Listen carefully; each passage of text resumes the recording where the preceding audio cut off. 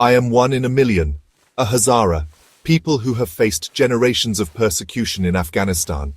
Over 60% of our population have been killed in the past. For more than 45 years, we've been targeted, kidnapped, and murdered, simply for being Hazara. We never had peace in our own homeland.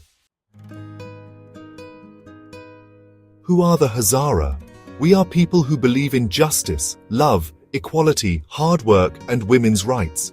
We value education and contribute to our country's economy, yet we've always been treated like strangers in our own land. My personal story of struggle began in 2007. I was just 12 years old when my family was forced to flee Afghanistan. My youngest sister had just been born. My dad went missing. We crossed the border into Pakistan overnight and arrived in Quetta. Life there was tough. A different language, a different culture, surrounded by strangers. Every day was a struggle. I sold handmade items in the market until 2010, constantly risking my life. The road I took daily was known for Hazara being attacked and killed. Living as an illegal migrant in Pakistan was dangerous and not easy. At any moment, the police could catch and deport me. One day, my mother made the difficult decision to get me a fake Pakistani passport, changing my age from 15 to 21 so I could travel. She arranged this with the help of a smuggler. I had no idea what was going to happen or what the passport was for. My mum told me, "You need to leave and sacrifice for the rest of us, my son." She said, "You have to go to Australia." I asked, "Australia, where is that?" She replied, "Son, I'm not sure. All I know is it's a good country where they will let you live in peace, permanently." I was happy and said, "Oh, that's good." But my mum just shook her head. I was excited, but I had no idea how dangerous it could be, or how incredibly challenging it would turn out to be. With a broken heart, I said goodbye to my mother and siblings. I traveled from Quetta to Karachi, then flew to Thailand with help from a smuggler. It was my first time flying. I was scared and had no idea what would happen. So in Bangkok, I stayed at the Forum Park Hotel. I met a few other Afghans, and it was quite exciting for me. We walked through the streets of Bangkok, Thailand for 2 weeks. It felt new, beautiful, and full of hope. I thought life had finally changed for the better. But I had no idea. The real challenges hadn't even started.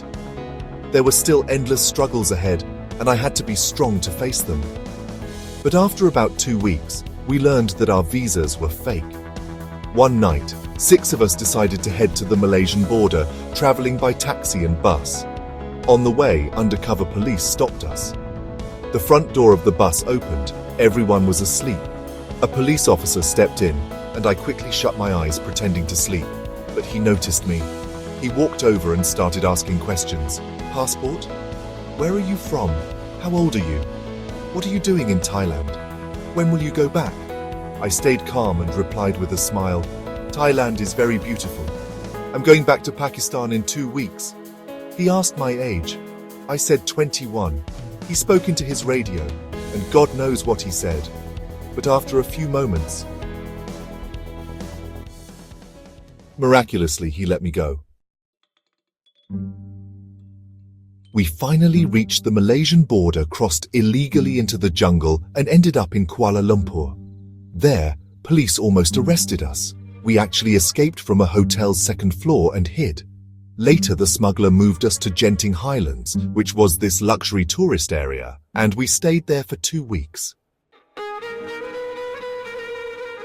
Then, one night, we were taken to a really remote area and put in a small boat.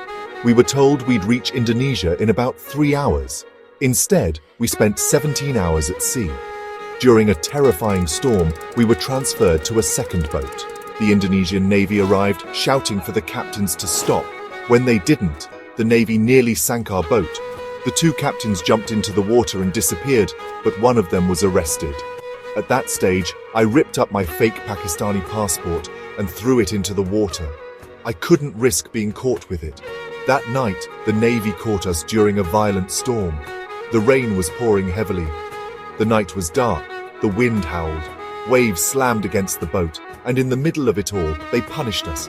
No mercy, no shelter, just fear and cold in the heart of the storm. Eventually, we reached Indonesia, where we were beaten, kicked, and thrown into a truck. We spent one night at a local police station, then were taken to an immigration detention center in Medan Tanjung Balai Asahan. We were locked in a hot 20-square-meter room behind metal bars for 2 weeks. One Sunday morning, we noticed something strange. The guards had been drinking heavily the night before. One of them, still drunk, accidentally left the key in the hallway, but out of our reach. There were no other guards around, and it was the perfect time to escape. My mind went to work. Using plastic food wrapping and a metal bin handle, we created a hook and carefully pulled the key toward us. 5 of us agreed to escape. Instead of the main gate, I led them to the back, climbed the roof, and jumped down into thick, wet grass. We ran, caught a tuk-tuk, bribed the driver, but one of the prison officers saw us.